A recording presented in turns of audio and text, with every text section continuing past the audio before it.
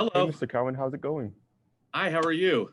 I'm good. Nice to meet you. My name is Bank. I'm from Crispin High School.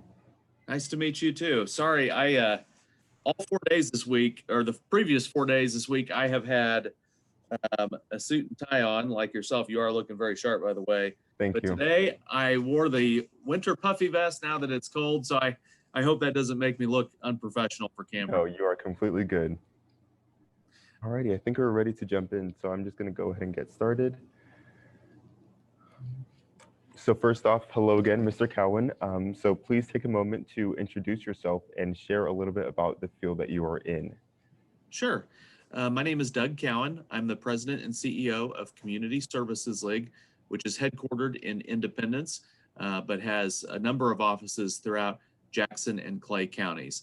In fact, I think we have a total of 14 different service locations. We offer a wide variety of social service programming, um, everything from basic human needs such as food, clothing, and shelter, all the way up to what we call our poverty busting programs. And those are programs around workforce development, financial coaching, other things that really give families the tools, training, and knowledge that they need uh, to build an economic future, that a bright economic future for themselves and their family. It comes back.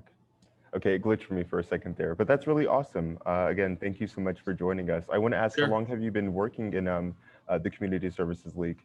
Yeah, I started at Community Services League in 2010. So I'm in my 11th year with the organization. My personal background is that I got to start back in 2004 in the field of fundraising and development.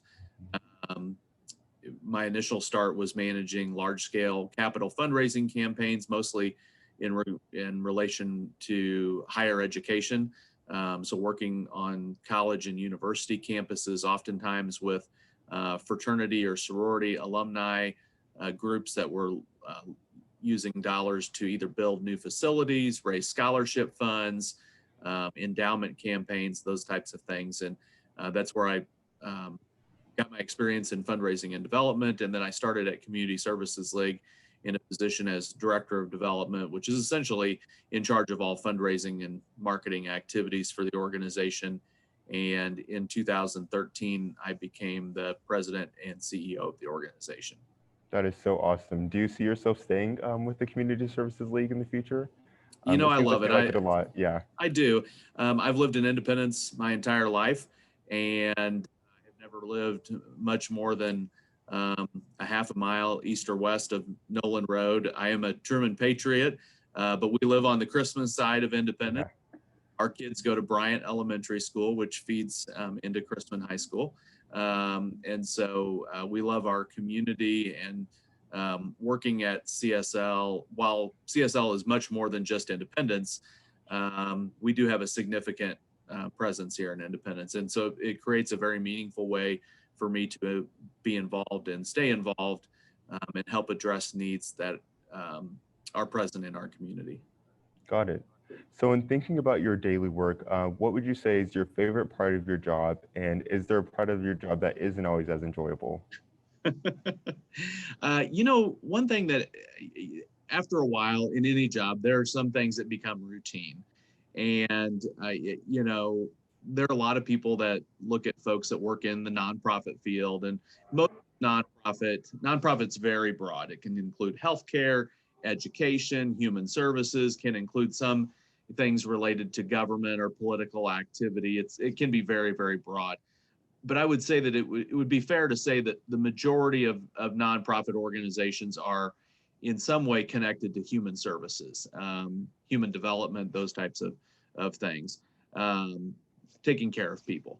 And so a lot of times people will say, oh my gosh, you must just have the most rewarding job ever. And to your question, the point you made, some of it is not so fun all the time. But I will tell you that a couple of things that really stick with me, even after 11 years on the job here, is to see the generosity of people, the number of people that, in many cases, literally just walk in our door. They may hand money, they may hand clothing or food.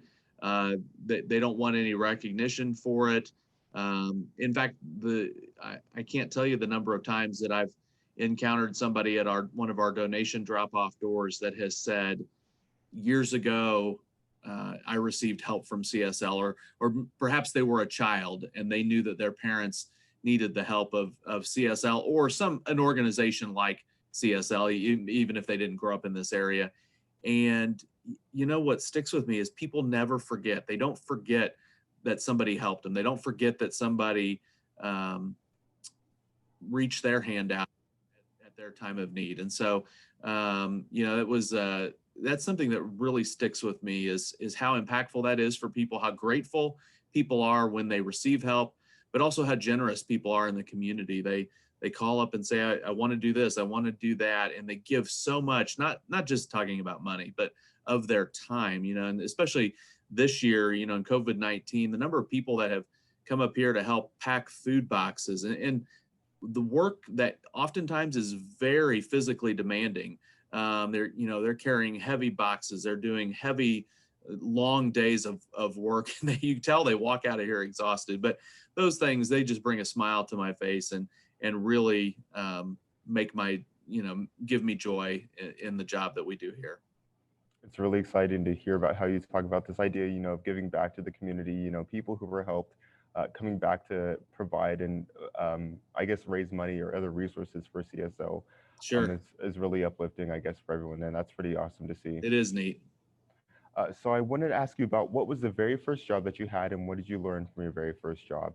Oh, okay.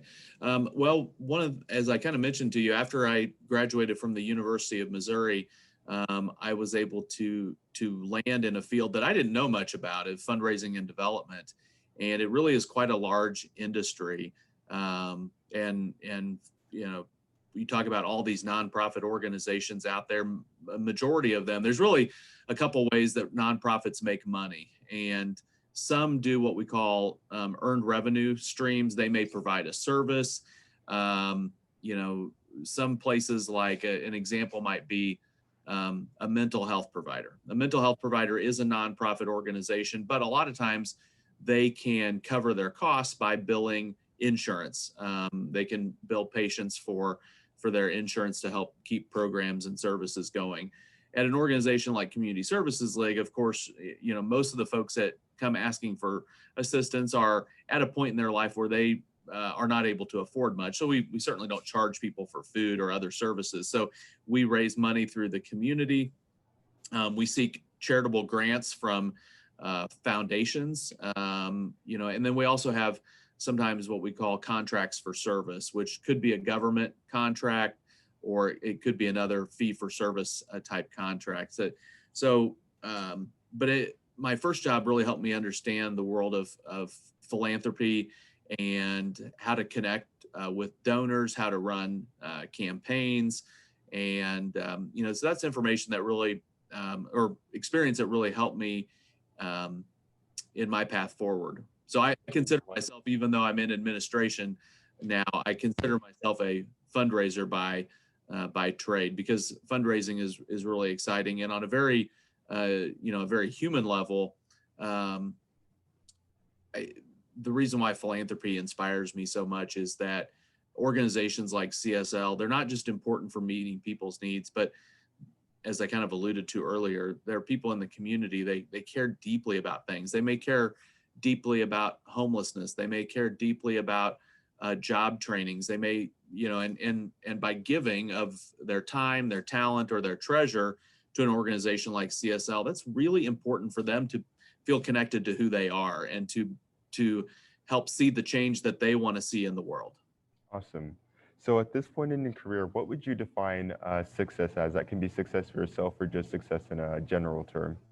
Yeah, that's a great question. I probably would have answered it different several years ago, but one of the things that for me right now, it's success is balancing the things in my life. And it's not all about the job. Both my kids are in elementary school, and they are active in different activities like music and scouting, sports, and all the other things that come with childhood.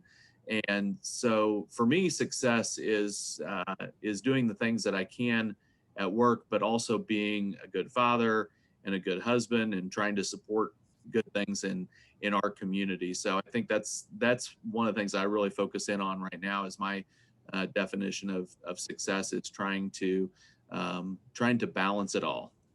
Got it. So for any students, who are interested in, say, community service work or organization or any of the fields relating to those, what would you say is the best thing they can do right now, either in school or outside of school, if they want to pursue that field in the future? Yeah, it's a great question, and one of the things it's been almost 20 years. I guess it's actually been 20 years since I was had started as a student at the University of Missouri, and a lot of colleges and universities now offer some type of a degree related to nonprofit work, and it's called different things at different universities. I've heard it referred to as humanics. I've had it referred to just very plainly as nonprofit leadership, and that could be whether it's an undergraduate degree program or some kind of a master's level certificate. There is tons and tons of great learning out there right now. And so if a person wants to get into a cause, we'll sometimes call a cause related field, a nonprofit type organization, there are so many colleges and universities, many here in the Kansas City area or in Missouri and Kansas, that can offer really great training. But one thing, another piece of advice that we offer to folks is nonprofit work is not just for those that are going to college, and it doesn't have to be just for those that have a diploma. Is almost any job and skill set is transferable if you want to work in a cause related field. I'll give you an example. Is we have multiple warehousing positions. We run a significant warehouse, a 7,500 square foot warehouse, and we lease additional space to handle things like food and other community donations. And there, we run a small shipping program. And that's an example of where the folks that are in our warehouse positions do not have to have a college diploma. Now we do work with them on training around driving a forklift, driving a truck, a certificate that's called OSHA, which is occupational safety and health. So there is training around it, but it does not require a college diploma. And so that's one example of where people don't have to say, oh gosh, well, I can't, I'm not sure that I'm going to go to college, but I really want to work in an organization, that's making a difference in our community. And so that warehousing example is an idea or an opportunity that is not dependent on a college diploma to be able to work at an organization like Community Services League. Awesome. I want to thank you so much again for sharing your story with us, all your insight and advice. I know it definitely resonated with me, and I think it's going to help a lot of students here. So thank you so much. Well, thank you. It's been my pleasure. Awesome.